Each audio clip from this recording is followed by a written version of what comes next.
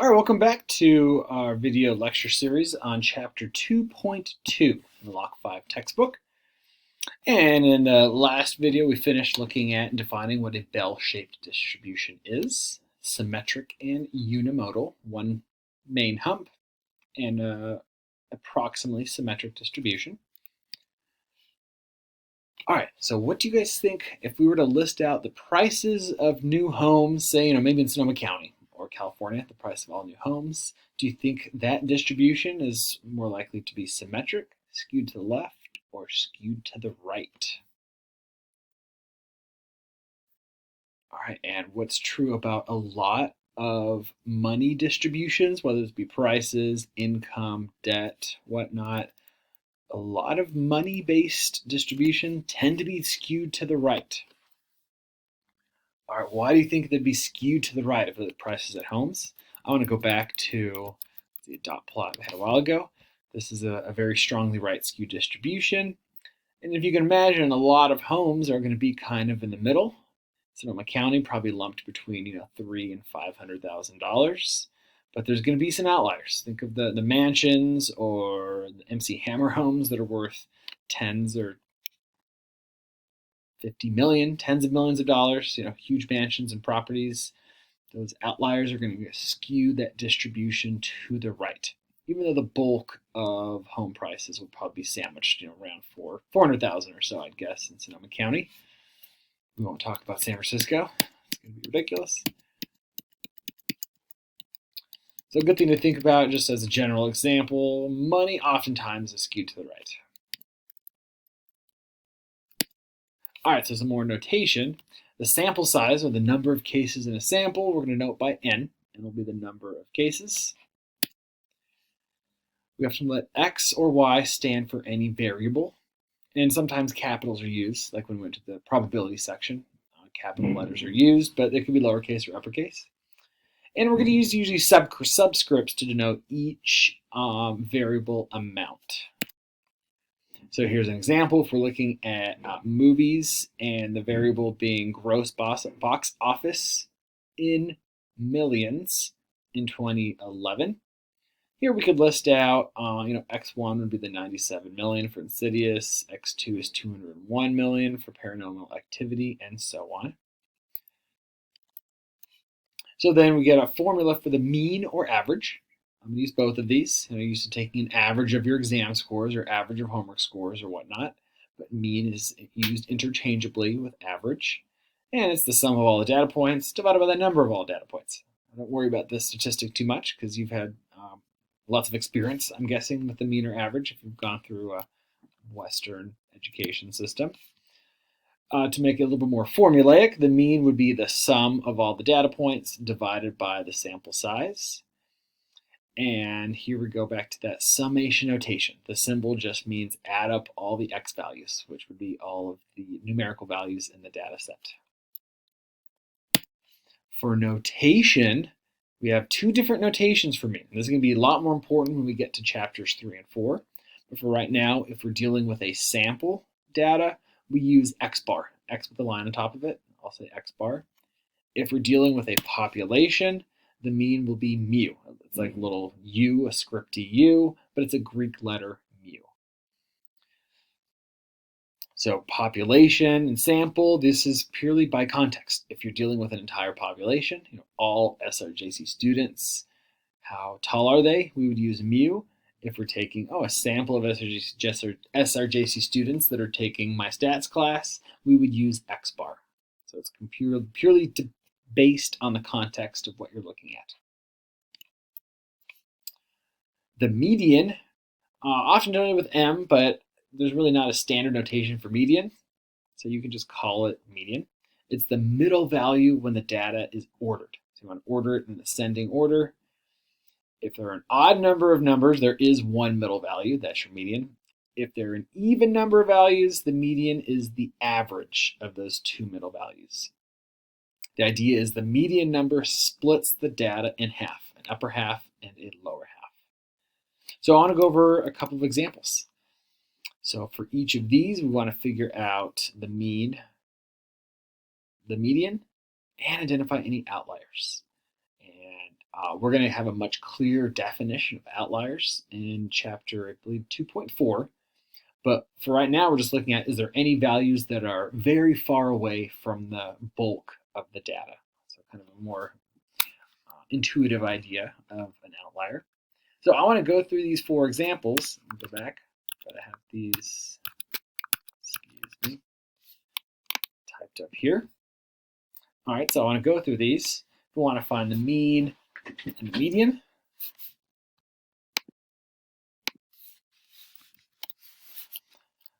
So the mean, and for each of the variables,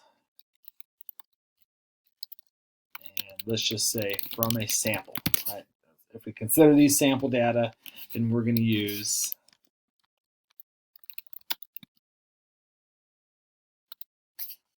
X bar, this notation here, and we would just add up all the numbers together, plus 12, plus 3, plus 18, plus 15, and then divide that by the total amount of observations or numbers, which would be 5. And I threw that in my calculator. I got that to be 11.2. For the rest of these, I'm not going to show how to take an average. I'm pretty confident you know how to do that, but add all the numbers, divide by the total number of numbers. All right, the median, if I want to get the median, we need to sort the data in ascending order. So if we take that first data set, 3 is the smallest number, and then 8, 12, 15, 18. And for small data sets, you should be able to sort these. Anything very large, I'd go anything bigger than 4. We're going to use technology, software to sort for us. But if we have this data set, the median is going to be the exact middle score. There's an odd number of observations, so the median is just 12.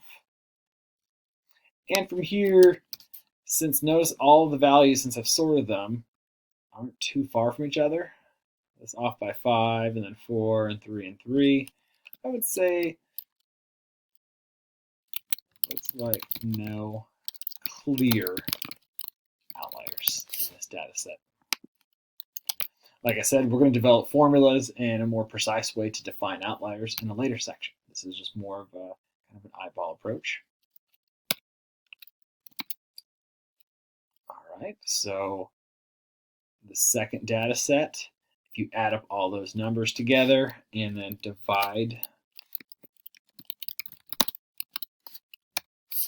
add up all the numbers and then divide by 1, 2, 3, 4, 5, 6, 7, you should get, I didn't get a good number, so approximately, I did this earlier, 50.857.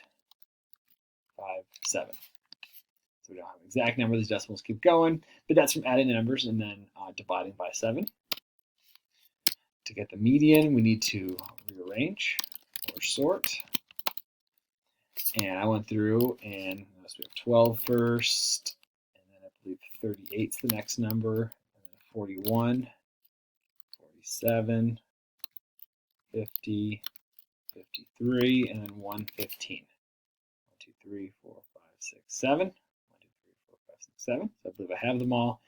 And since I have 7 observations, or sample size of 7, we have an exact center value right here, 47. Median is 47. And here, it looks like we might have some outliers. Look at this, 12 is 26 away.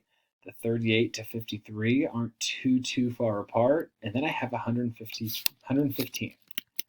that looks like there are 2 outliers, 12 and 115.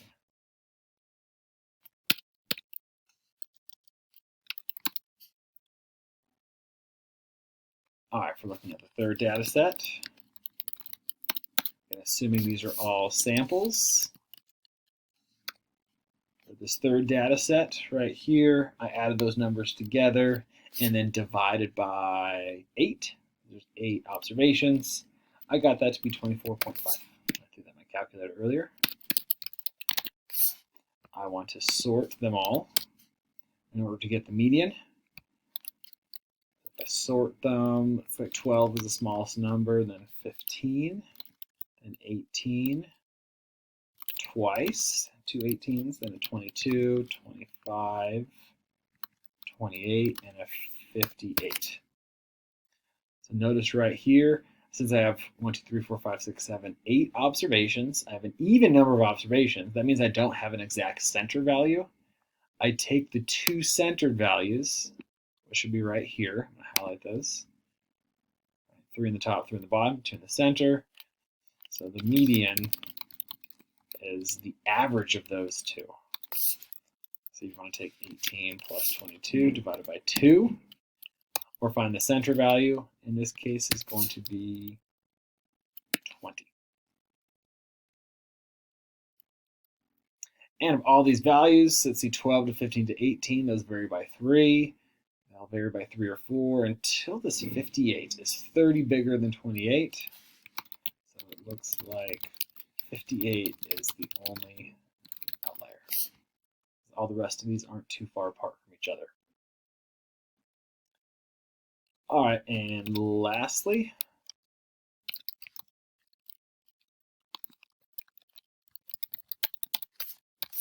for this last data set up here, where we have 1, 2, 3, 4, 5, 6, 7, 8. How many do we have? 1, 2, 3, 4, 5, 6, 7, 8, 9, 10 values. I added them all up to get 1248, but then I got to divide by 10, so I got 124.8 as my sample mean. The median, going to go with the same thing. These are already sorted from smallest to largest. Since there are 10, I need to find the two middle values. So 1, 2, 3, 4. Circle or highlight these. 1, 2, 3, 4. Here are the two centered values. The median will be the average of these two. Take 112 plus 125, and then divide by 2. Excuse me, 122 plus 125 divided by 2.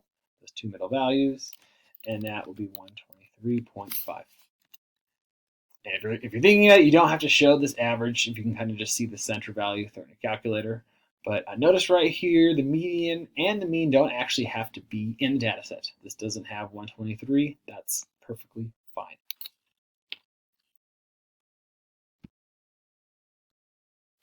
All right, let's go back here.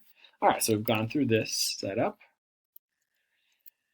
And one thing to know, if you have those two measures of center, mean and median, we're looking at the world box office for movies in 2011. The mean for this data set is going to be $150 million. $150 million, that's the average. But the median is going to be far less, significantly less. Right? The idea is the number of dots on here gets cut in half at the median point. But the reason the average is so much bigger, a lot of it has to do with extreme values or outliers.